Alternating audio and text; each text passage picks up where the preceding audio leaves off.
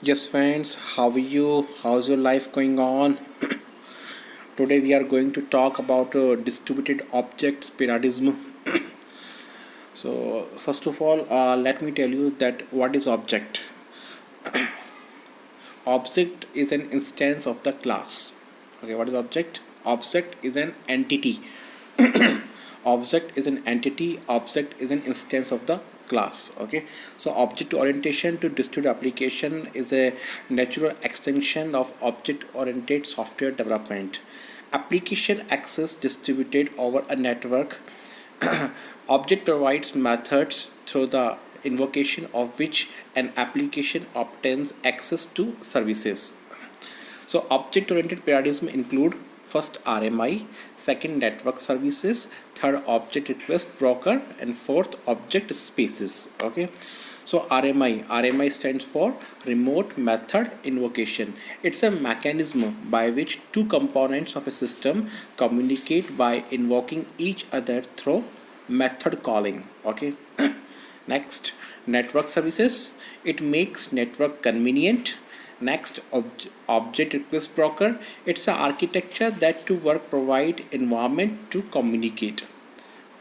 Here, you can pay attention to RMI mechanism, process 1 and process 2. Okay, remote method invocation.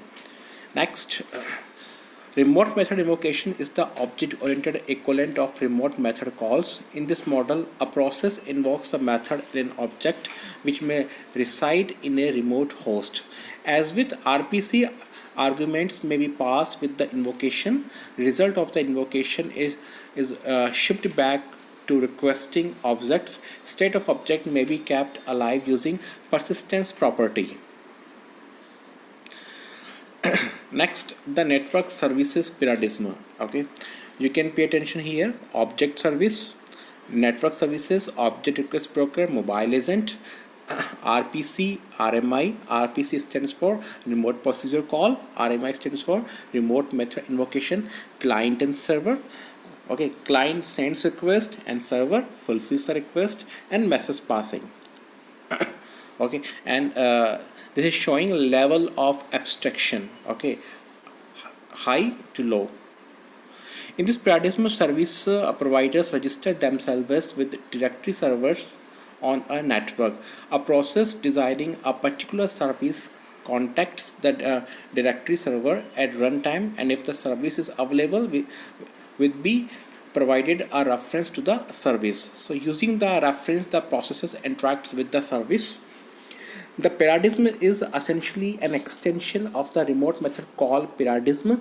The difference is that service objects are registered with a global directory service, allowing them to be looked up and accessed by service requesters on a network.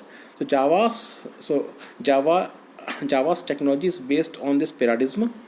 Okay, you can pay attention here. Network service paradigm, service requester, directory service, and service object. Next, the object request broker paradigm. In the object broker paradigm, an application issues request to an object request broker. Okay, ORB stands for what? Object request broker, which directs the request to an appropriate object that provides the desired services. The paradigm closely resembles the remote method invocation model in its support for remote object access. The difference is that the object request broker in this paradigm functions as a middleware which allows an application as an object requesting access for multiple remote objects. The request broker may also function as a mediator for heterogeneous objects, allowing interaction among object implement using different APIs and or running on different platform. API stands for application programming interface. Okay. This paradigm is the basis of object management group CORBA. CORBA stands for Common Object Request Broker Architecture. Okay, so here ORB paradigm, you can pay attention here. Object request, object, and object request broker. So once again, this paradigm is the basis of the object management group's CORBA, Common Object Request Broker architecture, right? Next, see, this paradigm is the most abstract of the object-oriented paradigm. The object space paradigm assumes the existence of logical entities known as object spaces. So the participants of an application converge in a common object space. A provider places object as entries into an object space, and requesters who subscribe to the space access the entries.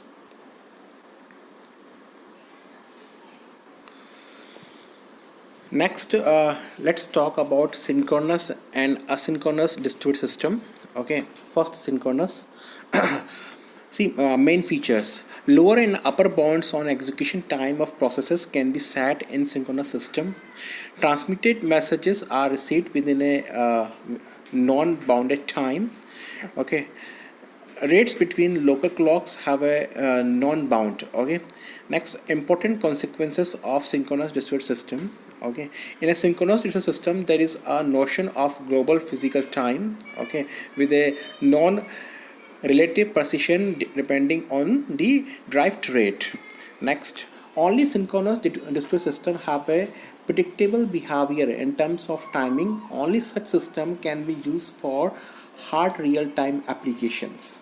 In a synchronous distributed system, it is possible and safe to use timeouts in order to detect failure of a process or communication link.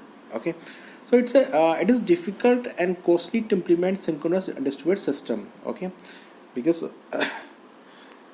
it is very difficult. It is very difficult and costly to implement synchronous distributed system. Such kind of distributed system. Next, asynchronous. Main features of asynchronous distributed system such as internet, no bound on process execution time. Nothing can be assumed about speed, load, reliability of computers. No bound on messages transmission delay. Nothing can be assumed about speed, load, reliability of interconnections. No bounds on drift rates between local clocks. Okay, so asynchronous systems are widely and successfully used in practice. In practice, timeouts are used with asynchronous system for failure detection. However, additional measures have to be applied in order to avoid duplicated messages, duplicated execution of operations. So, important consequences of asynchronous distributed system. In an asynchronous distributed system, there is no global physical time. Reasoning can be only in terms of logical time, such as sequences of execution of processes. Asynchronous distributed systems are unpredictable in terms of timing time and state. And no timeouts can be used for process execution in case of asynchronous distributed system. Next, so it was a synchronous and asynchronous system, synchronous distributed system and asynchronous distributed system. Next, let's talk about fault models. See, fault modeling of distributed system is done to identify the various faults and their consequences. Primarily, there can be three kinds of faults in DS: omission, arbitrary, and timing faults.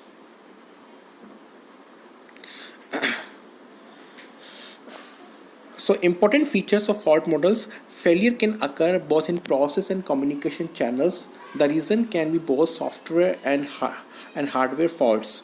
Fault models are needed in order to build systems with predictable behavior in case of faults. System will function according to the prediction until the actual fault occurs as defined in fault model. Okay, so let's go to omission faults. Omission fault occurs when a processor or communication channel fails to perform action it is supposed to do. This means that the particular action is not performed. Omission fault does not occur even if action is delayed but finally executed. Omission fault also does not occur even if an action is executed with an erroneous result. With synchronous system, omission faults can be detected by timeouts if the process fails to execute in a known time bound. If we are sure of arrival of the messages arrive and yet a timeout occurs, it indicates that the sending process has crashed, that the system has a fail stop behavior. Once again, if we are sure of arrival of the message arrive and yet timeout occurs, it indicates that the sending process has crashed. Such a system has a fail stop behavior. Next, arbitrary or Byzantine faults. Okay, this is the most general and worst possible fault semantics. Intended processing steps or communications are omitted and union tended ones are executed. System behaves in an arbitrary manner, so result may not come at all or may come but carry wrong values. Next, timing faults. Timing faults can occur in the synchronous distro system where time limits are set to process execution, communication, and clock drifts. A timing fault occurs if any of the time limits is exceeded. So friends, in today's video we paid attention to distributed object periodism, synchronous, asynchronous DS, and fault models. There are two types of fault models: omissions, arbitrary, and timing faults.